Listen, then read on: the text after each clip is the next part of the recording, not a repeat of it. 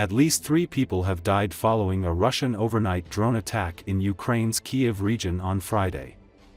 According to State Emergency Service of Ukraine, drone fragments hit a 10-story apartment building in Fastiv district, causing fire and destruction on several floors. According to Associated Press, 1 more person was injured and taken to hospital, Ukrainian National Police said. The attack also damaged several private houses, a shop and 3 vehicles. As the war approaches the 3-year mark, Russia has stepped up its air attacks on Ukraine, sending dozens of drones almost every night.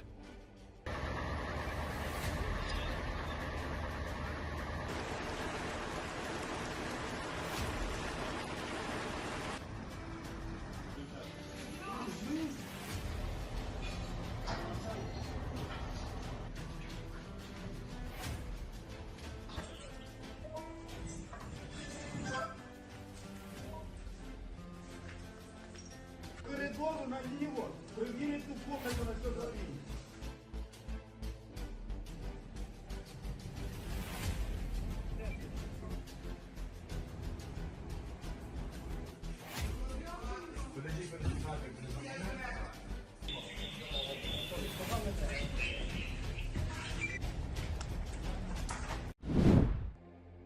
A Russian missile attack on Zaporizhia overnight Thursday killed 1 person and injured 26 others, including a baby, according to Ukrainian authorities.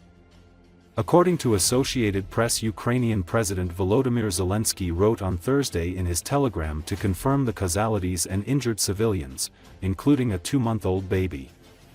More sanctions against Russia are needed, more air defense to protect our cities and communities, and weapons for our soldiers on the front, he wrote. Footage released by the Ukrainian State Emergency Service showed the aftermath of the drone attack, with buildings scorched and severely damaged. Firefighters worked throughout the night to extinguish the fires in the area.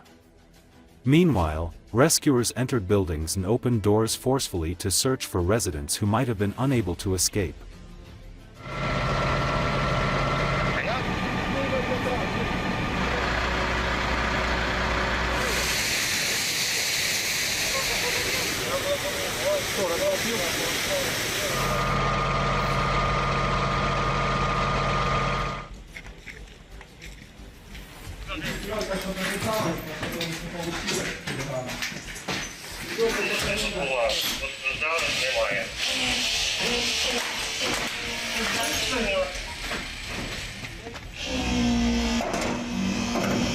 Осторожно там!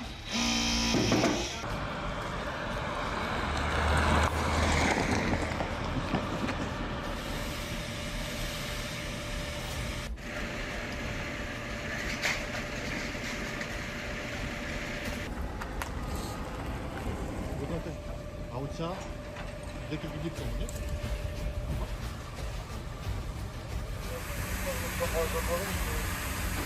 Пройдете, складывайте.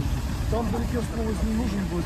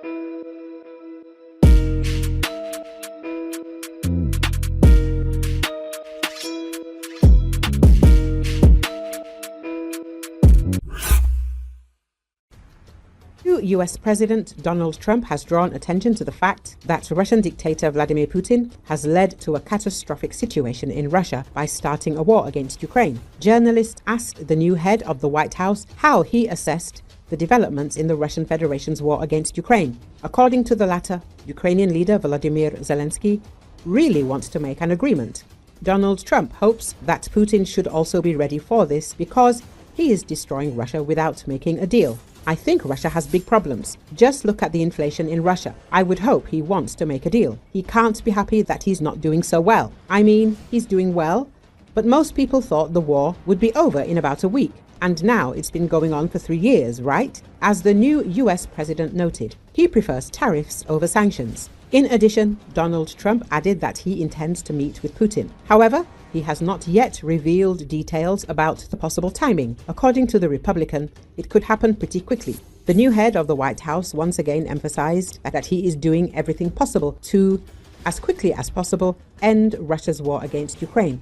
Donald Trump has once again begun to claim that the United States provides more aid to Ukraine than any other NATO countries. Trump not only cited staggering casualty figures, but also demeaningly criticized Putin. His words about the Kremlin chief's poor performance sound like a direct, mocking accusation of inability to lead the country. The US president also said he was ready to meet with Putin very soon and stressed that preparations for the talks had already begun. According to him, Volodymyr Zelensky expressed a desire to conclude a peace agreement, which could be a step toward ending the conflict. Trump recalled that during his election campaign, he promised to end the war in Ukraine in 24 hours. When journalists asked whether his promise still stood, he replied, "I have another half day to do it."